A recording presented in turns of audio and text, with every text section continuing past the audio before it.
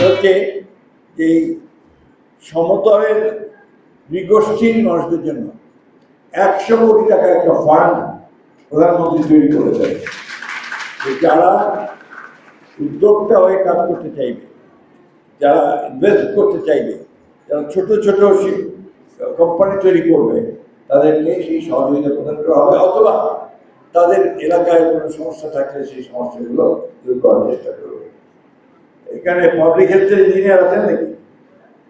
আমাদের নৃগোষ্ঠীর, সমতলের নৃগোষ্ঠীর এই মনোনয়ন দিয়েছে, একই সঙ্গে পাহাড়িদের দিয়েছে, একই সঙ্গে আপনার খ্রিস্টান সম্প্রদায়কে দিয়েছে, একই সঙ্গে আবার হিন্দু সম্প্রদায়ের যারা আপনার তফসিলভুক্ত তাদেরকেও মহিলাদের এবার নমিনেশন দেওয়া হয়েছে।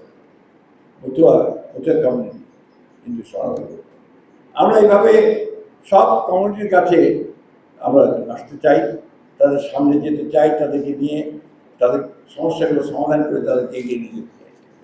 সদস্যদেরকে উদ্দেশ্য বলতে চাই, কথা বলতে হবে, সোচ্চার হতে হবে, নিজের দাবি দাওয়াগুলোকে সামনে নিয়ে আসতে